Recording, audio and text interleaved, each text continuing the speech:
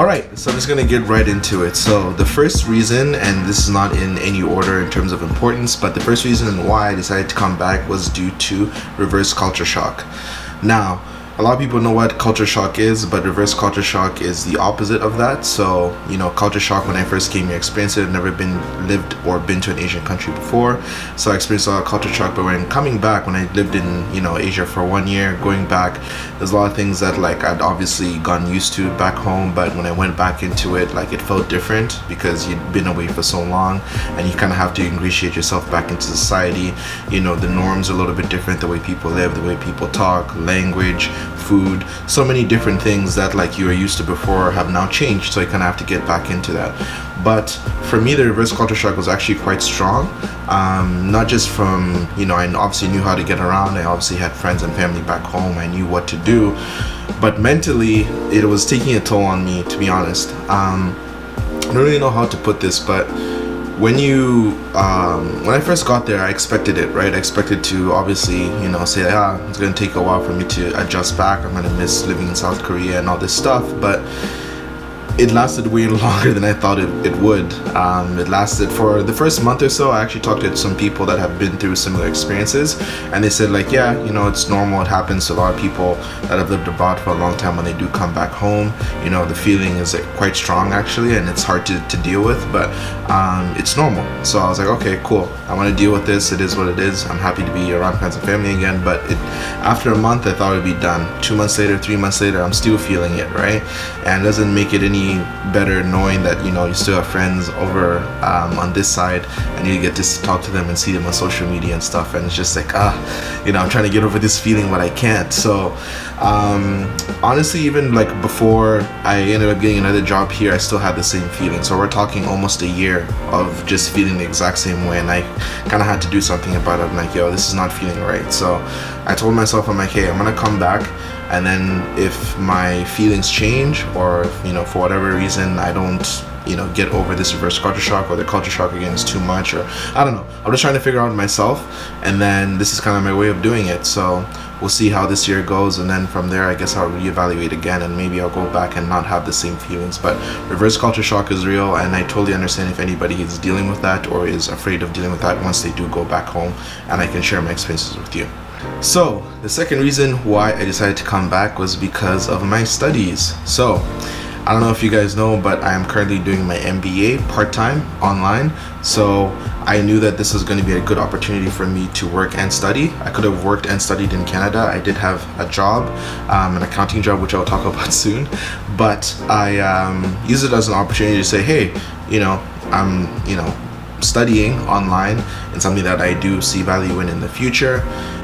I can do that while I'm here and teach at the same time. I kind of enjoy the perks of both. Yes, teaching English isn't associated with, you know, a master's in business administration, but I did think about a couple reasons that I gave myself to come back was I had to be in school. I was like, there's no way I'm going to come back and just kind of waste time. I have to be doing something productive on the side, and I use this MBA program as a reason for me to come back and make me feel good about myself, saying, okay, as long as I'm studying, then I'll be able to teach and do whatever it is that I want on the side, because then I feel like within the next few years I've done something productive, which is good. So third thing on my list is actually my career. So like I kind of talked about in the last part, my career is I went to school for business, but I specifically studied accounting. So I did accounting for a few years. I'm 26 right now, so I have had a few accounting jobs here and there, and to be honest, it was not something that I enjoyed at all. I do understand the importance of it, and I am happy I have those skills and I can understand that side of business, but it's not something that I want to continue doing in the future. So I have worked for a few companies, and I did notice the same feelings that were kind of resonating with me even before I decided to come to South Korea. I looked at my manager and I saw the type of work they were doing, the type of stress that they were under, and then I literally questioned myself, and I thought to myself, is this something that you want to do? I was like, Asher, just tell yourself. Because honestly, one of my managers I did work for actually could tell that I wasn't the type of person to do this type of role. I always was somebody that wanted to switch into something more creative. That's why I have this YouTube channel, and I do some other creative stuff on the side that I'll talk about later.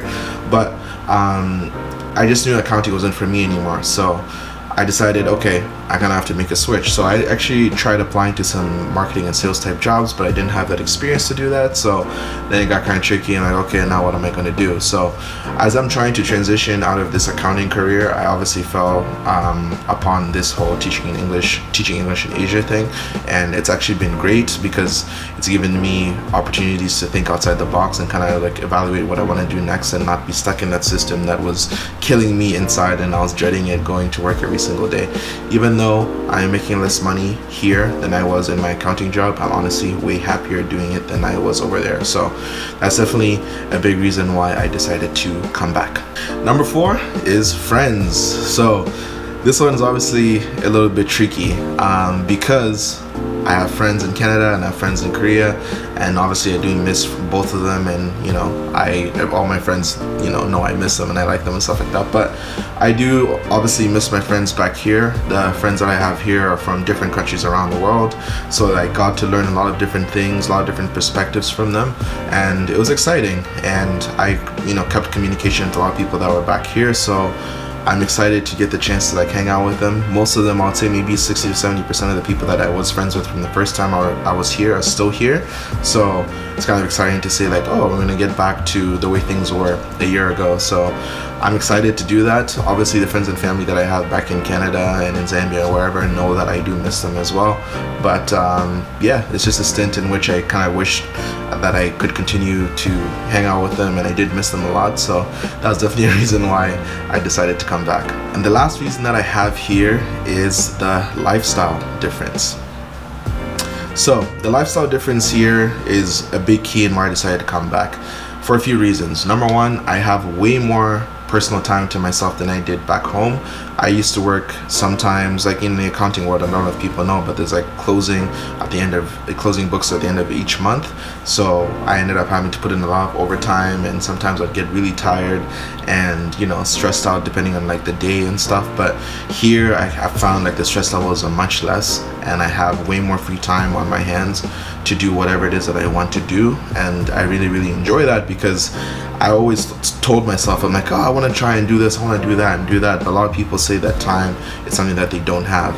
Obviously people can find time to do things, but I just have way more time here to pursue what it is I want to do, which is great because I do have a few side hustles, right? So I'm trying to work on some businesses. I have 2 podcasts that I'm doing, one with my brother and one with a friend, and I just have so many like creative things that I'm working on right now, and I'm just hoping that it all comes to fruition, and I have way more time here to do those types of things than I did back in Canada when I was working. So it's honestly been a big blessing in disguise when I found out when I came here. I'm like, whoa, I get to enjoy life. The lifestyle here is a little different. Obviously I'm in Asia, there's not a lot of people speaking English.